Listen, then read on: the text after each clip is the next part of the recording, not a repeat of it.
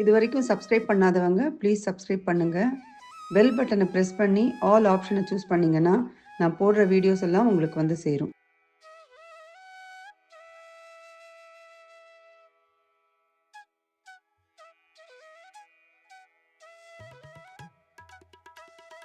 இன்றைக்கி நான் வாழைக்காய் பொடிமா செஞ்சுருக்கேன்.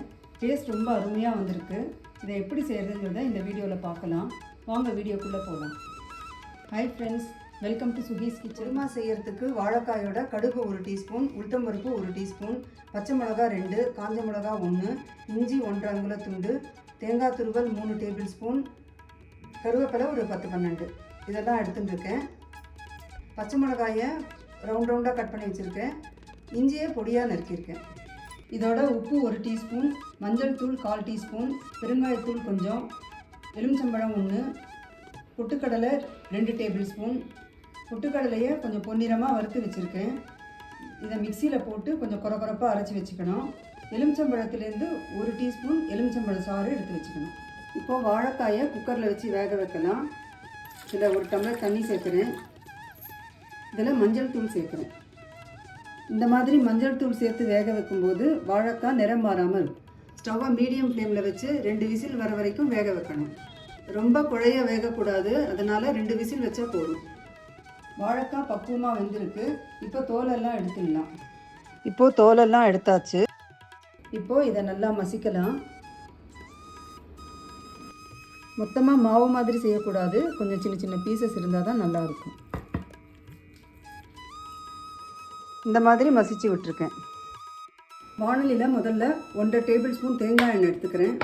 கடுகு போடலாம். ஸ்டவ்வை மீடியம் விட கொஞ்சம் குறைச்சி வச்சுருக்கேன். கடுகு வெடிக்க ஆரம்பிச்சிருக்கு. இப்போது உளுத்தம்பருப்பு, காஞ்ச மிளகா அதெல்லாம் சேர்த்துடலாம். உளுத்தம்பருப்பு பொன்னிறமாக ஆற வரைக்கும் வறுத்துக்கலாம். உளுத்தம்பருப்பு பொன்னிறமாக எடுத்து இப்போ இஞ்சியை சேர்த்துடலாம். பச்சை மிளகாயும் இதில் சேர்த்துடலாம். இதை லைட்டாக வதக்கினா போதும். கருவேப்பிலையும் இதில் போட்டுடலாம். இப்போது மசிச்சு வச்சுருக்கிற இந்த வாழைக்காயையும் இதில் சேர்த்துடலாம்.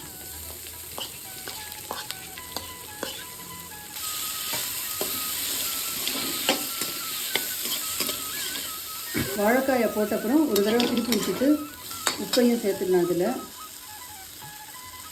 மஞ்சள் தூள், பெருங்காயத்தூள் இதெல்லாம் சேர்த்து வதக்கணும். உப்பும் மஞ்சள் தூள் சேர்த்தப்புறம் இதை நல்லா கலந்து விடணும்.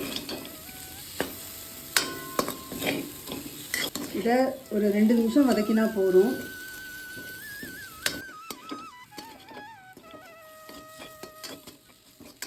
ரெண்டு நிமிஷம் வதக்கியாச்சு. இப்போ பொட்டுக்கடலை பவுடரையும் இதில் சேர்த்துடலாம். பொட்டுக்கடலை பவுடர் சேர்த்த உடனே ஒரு 2 டீஸ்பூன் எண்ணெய் சேர்க்குறேன்.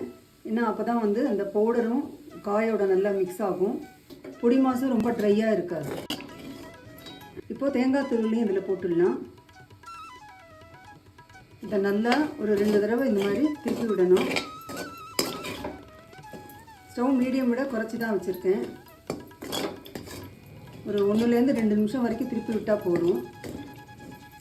இதெல்லாம் நல்லா மிக்ஸ் ஆகணுங்கிறதுக்காக 2 நிமிஷம் வதக்கியாச்சு. இப்போது ஸ்டவ் ஆஃப் பண்ணிடலாம். இப்போது எலுமிச்சம்பழம் சாறு 1 டீஸ்பூன் சேர்க்குறேன். இதோட இந்த மாதிரி சேர்க்கறதுனால டேஸ்ட்டும் நல்லாயிருக்கும்.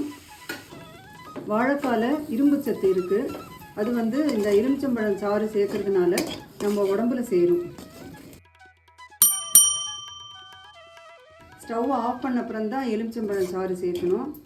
இந்த மாதிரி பொட்டுக்கடலை பொடி சேர்த்து செய்கிறதுனால டேஸ்ட் கொஞ்சம் கூடுதலாக கிடைக்கும். சூப்பரான வாழைக்காய் பொடி மாஸ் ரெடி. சாம்பார், குழம்பு, ரசம், தயிர் எல்லா சாதத்துக்கும் இந்த வாழைக்காய் பொடி மாஸை சைட் டிஷ்ஷாக யூஸ் பண்ணிக்கலாம். இந்த வாழைக்காய் பொடி மாஸை ரொம்ப குறைஞ்ச நேரத்தில் ஈஸியாக செஞ்சிடலாம். இதை நீங்களும் ட்ரை பண்ணி பாருங்கள். உங்களுக்கு இந்த ரெசிபி பிடிச்சிருந்ததுன்னா லைக் பண்ணுங்கள், எல்லாருக்கும் ஷேர் பண்ணுங்கள், உங்கள் கமெண்ட்ஸ் அனுப்புங்க, சேனலை சப்ஸ்கிரைப் பண்ணுங்கள். தேங்க்ஸ் ஃபார் வாட்சிங்.